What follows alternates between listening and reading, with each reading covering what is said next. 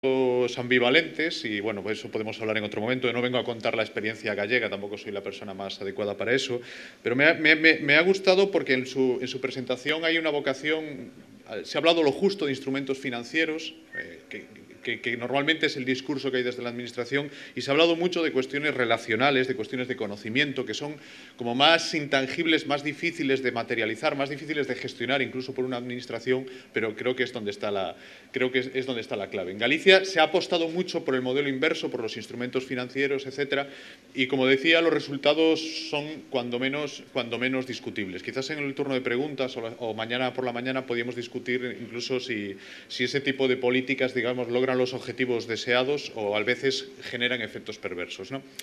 Pero lo que me ha interesado más es un poco, y lo que un poco inició José Joaquín y sobre todo ha planteado Julen. Vamos a ver, que él ilustró con lo del hemisferio izquierdo y derecho, y seguro que casi todos teníamos más dificultad en identificar los colores que en leer las palabras. Y eso viene en el fondo de nuestro sistema educativo, y yo creo que de cómo tenemos configurada la sociedad, ¿no? Y de nuestro entorno cultural. Entonces, a veces me queda la sensación, cuando trabajamos en estos temas, de que incluso cuando el mensaje es de cambio, de transformación, seguimos siendo muy convencionales y al final seguimos retroalimentando un proceso que digamos que tiene más que ver con el hemisferio izquierdo. Me refiero a que muchas veces pensamos demasiado en la estructura. Se preguntaba antes cuántas ruedas son necesarias. Quizás esa pregunta es la que no es, o sea, que esa pregunta no es relevante porque, como decía Julen, igual no tiene contestación. La contestación irá cambiando a lo largo del tiempo y quizás lo importante es cómo empezamos a hacer una rueda, ¿no? O ni siquiera cómo empecemos a hacer alguna rueda. Ya nos preguntaremos después cuántas necesitamos en cada momento, en cada lugar y en cada ocasión. Entonces, a veces las preguntas son importantes porque a veces las preguntas nos pueden direccionar en el sentido que a lo mejor no nos interesa. No quiero decir que lo que pasa en el hemisferio izquierdo no sea necesario, es muy necesario, pero es algo que, por una parte, ya lo tenemos más consolidado. Por otra parte, por suerte o por desgracia, la tecnología y una serie de cuestiones digamos que nos lo automatizan, nos lo hacen más sencillo, y el problema es que si solo utilizamos esa visión, tendemos a un proceso convergente. Tendemos a todos pensar lo mismo. Incluso muchas veces los formatos de los eventos tienden a la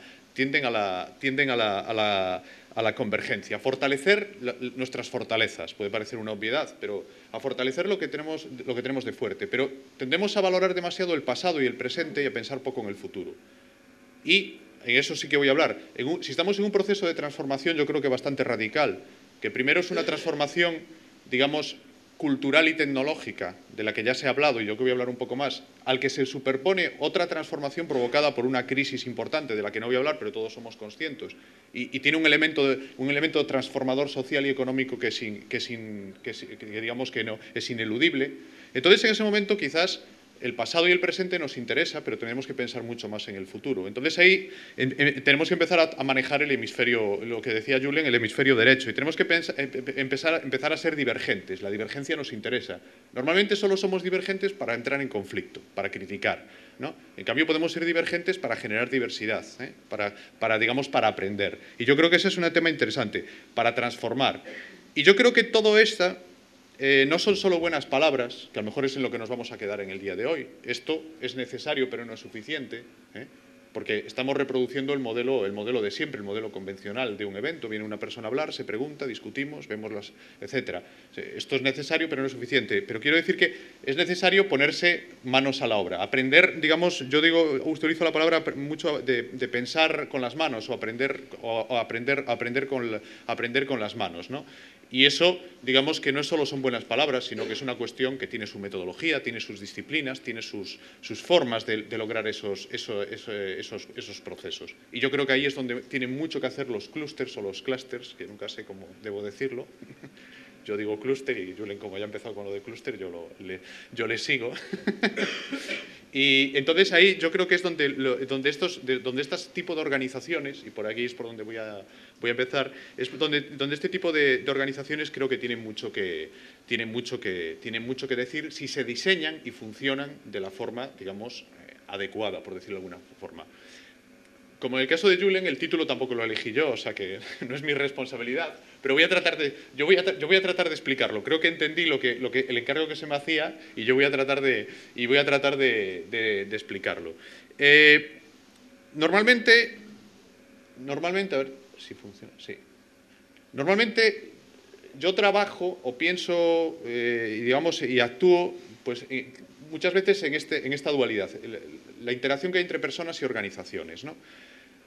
Claro, perdón que estoy...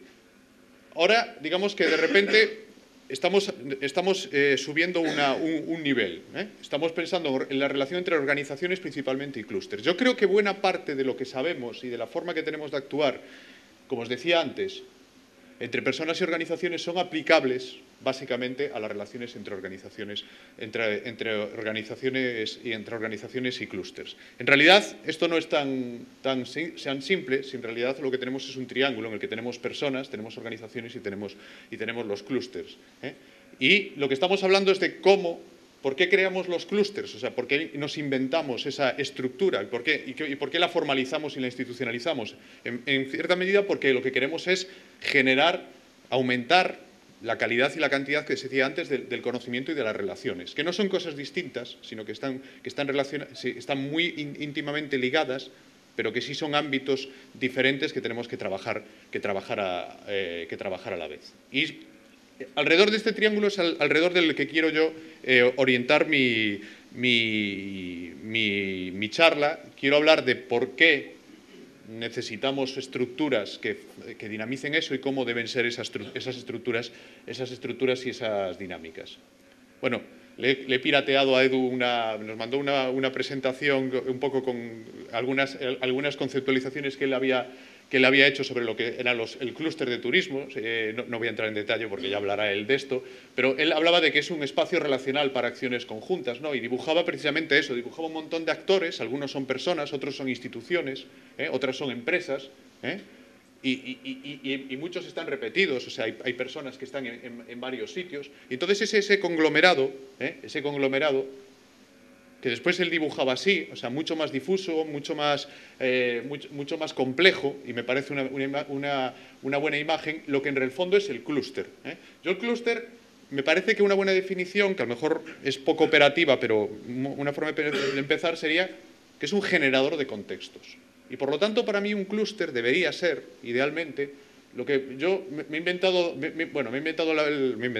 se me ocurrían estas dos denominaciones, una organización sombra, algo que está en la sombra, algo que realmente no es visible o no tiene por qué ser muy visible, pero que está generando el contexto. Igual que cuando hay un evento, el que diseña el evento y el que coloca el mobiliario y el que maneja la iluminación y el que tiene el vídeo, etcétera, al final es muy importante para lo que pasa allí dentro, pero en realidad nadie es consciente de eso. Para mí el clúster también es eso.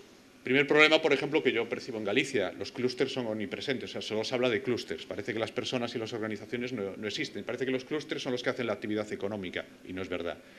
Y para mí, en el fondo, otra definición sería casi organizaciones sin organización.